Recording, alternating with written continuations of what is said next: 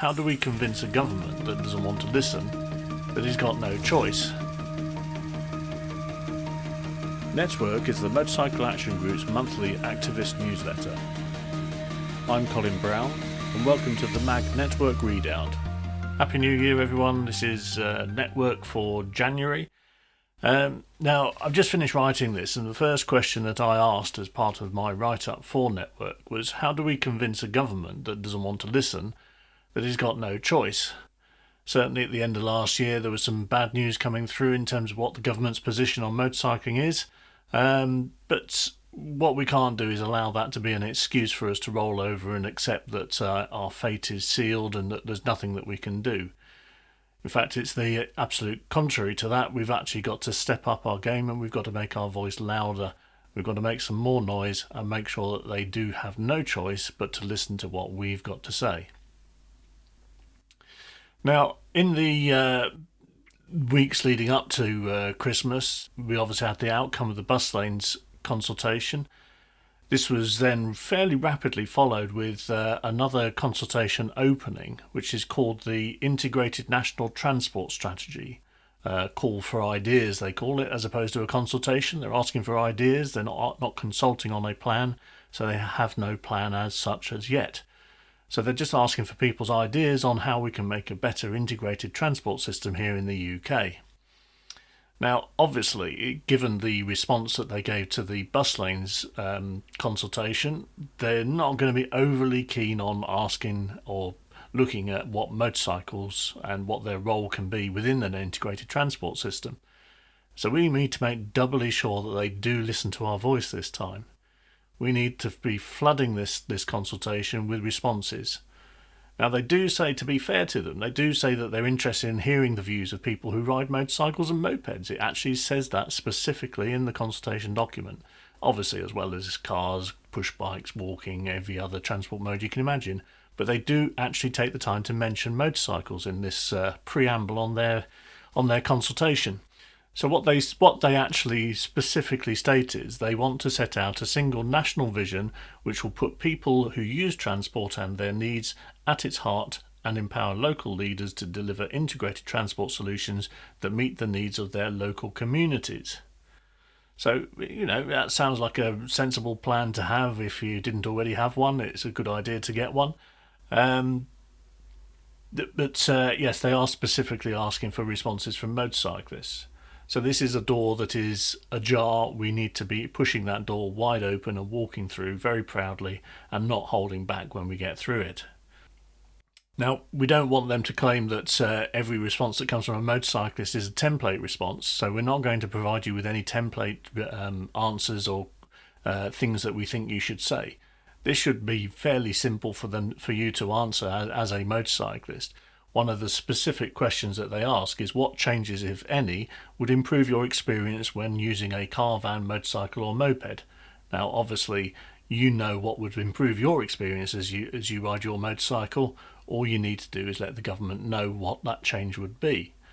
So give it some thought. I mean, obviously, yes, one of the first answers is going to be, well, access to all the bus lanes, but we need to make this about more than just bus lanes.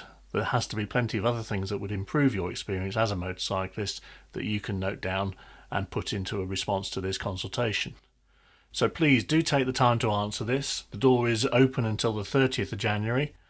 So make sure that you take the chance, walk through that door and have your say about what will make transport for motorcyclists in the UK better than it currently is. Now, moving swiftly on, we'll obviously put a link to the consultation, all the links to the consultations in the comments to this video. But moving swiftly on to Scotland, they've actually launched a consultation called the National Speed Management Review Consultation.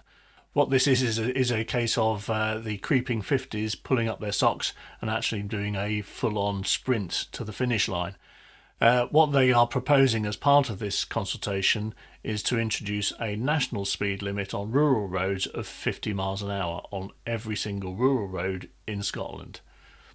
Now, we saw when Wales tried to introduce their blanket 20 mile an hour for urban roads, that's met a fair amount of resistance, but they still went ahead and did it. Now, clearly with Scotland, If you don't want to see every national speed limit road reduced from 60 to 50, you're going to have to make some noise on this one. Now, MAG will be making a full formal response to this consultation, but once again, this is your opportunity to have your say, your opinion on what you think is a fair national speed limit for Scotland. So again, this is a consultation where a door is ajar. You only need to walk through it by responding to this consultation. And you've got until the 5th of March on this one to get back. So plenty of time there. We obviously, as an organisation, will be putting in a consultation response, but this is a chance for you as an individual to have your say. And as I say, the more people that walk through these doors that are opened, the more chance we have of them actually listening to what we say when we get through the door. Now, again, staying in Scotland, there's another consultation which they've launched on their draft implementation plan for the charging network. Now, MAG doesn't oppose electric motorcycles, and therefore charging infrastructure is important for motorcyclists and it's important for us. So I have to admit that I don't ride an electric motorcycle. I've not had to engage with the charging infrastructure. But if you are an owner of an electric motorcycle, and you have some opinions on the charging infrastructure and what would make it better, what would make it more suitable for you as a motorcyclist, and it's important that you make the distinction between you as a car driver and you as a motorcyclist, then please do have your say on this consultation.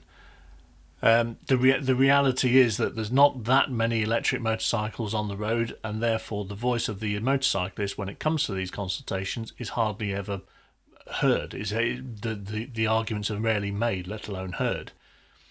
What we have to do is make sure that the people who do currently use electric motorcycles do have their input to it. Now, technically, yes, the charging infrastructure for motorcycles and cars, the size of adapters and plugs and sockets that you need isn't going to be different, but the ergonomics and the facilities that you use will probably be different. Where you actually want the charging infrastructure may be different. So you need to have your response, make sure that the opinion of a motorcyclist is taken into account in anything like this. So again, that's a consultation. It's open until the 14th of March.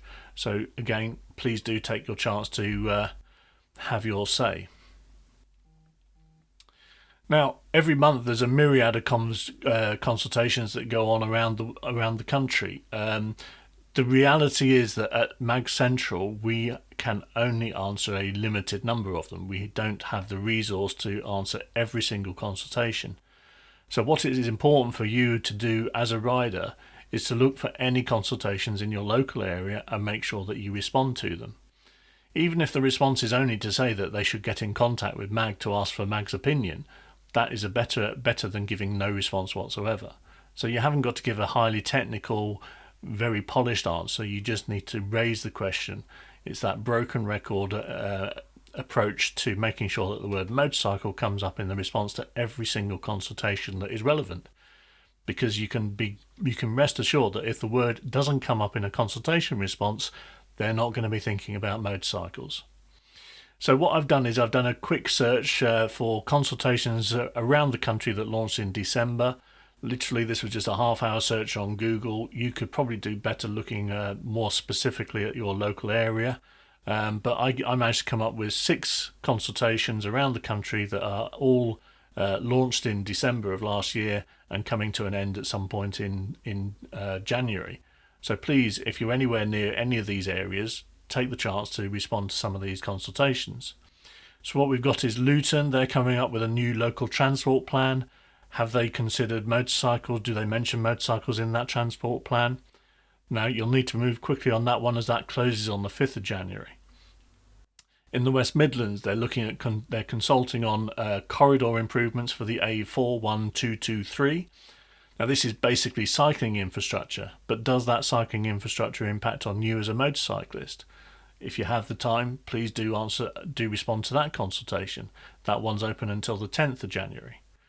In West Sussex, they're discussing Horsham transport improvements. Again, this is cycling infrastructure, cycle lanes and things like that that's going in, but does that have an impact on you as a motorcyclist? Are the roads going to be narrowed to such an extent that it's not possible to filter any longer down that route? We need somebody to take a look at that and respond to that. That consultation is open until the 14th of January. In Brighton, they're consulting on the Brighton City Plan.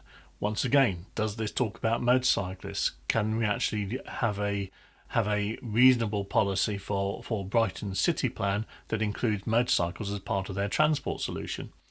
That consultation closes on the 20th of January. In Wiltshire, there's another local transport plan. Again, does it mention motorcycles? That one closes on the 24th of January.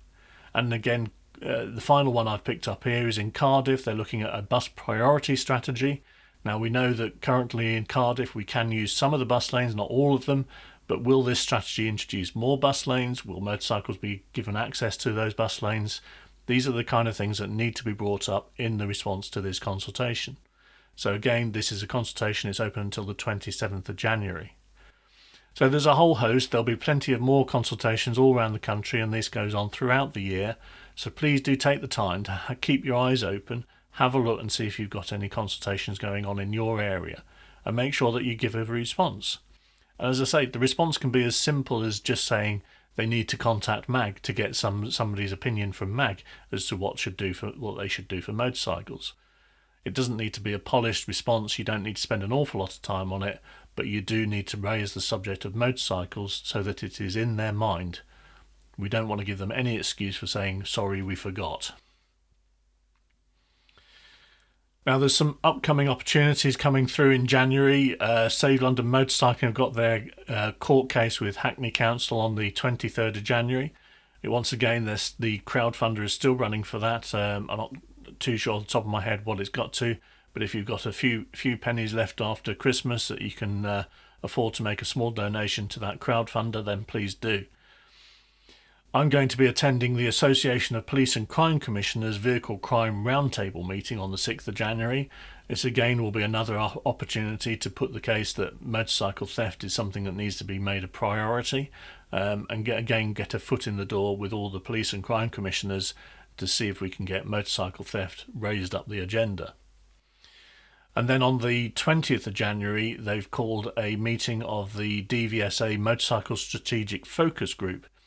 Now, we're told that the Minister for Future Roads, Lillian Greenwood, should be joining with us for the beginning of that meeting, but that is subject to change if other parliamentary priorities arise. So we'll wait and see, and I'll obviously let you know whether or not Lillian Greenwood turns up for that meeting. But it will again be another chance to actually push largely on that one will be largely about the motorcycle licensing regime, whether or not we can get a movement on that. But again, there's a whole host of other topics that if I'm given the opportunity, I can assure you I'll be raising in that meeting. Now, we've got some big announcements coming in the pipeline for 2025. So please do keep locked in, subscribe to the channel, hit the notification button. We'll be putting videos out about things that we've got going on. But the motorcycles in bus lanes consultation and the comment from Labour's MP Fabian Hamilton show that the government's position on motorcycling is not a good one at the moment. So we have a lot of work to do this year. We've got to be very loud, very proud, and we need everybody on side. Everybody doing a little bit will help us to achieve an awful lot more, as usual.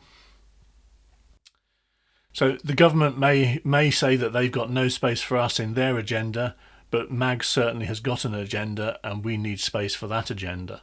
So it is about time that this government stopped pulling up the drawbridge, pulling down the roll of shutter blinds, and actually started genuinely listening to what we've got to say, and more importantly, delivering for us. We have every right to demand it, and you can help us to achieve some results for motorcyclists by getting involved and doing your bit. So that's all for this month, but I look forward to speaking to you again for the network readout for February. But in the meantime, please do respond to some of those consultations, get involved and see what you can do. And of course, keep your ear to the ground for the announcements that's going to be coming out for MAG in the next month or two.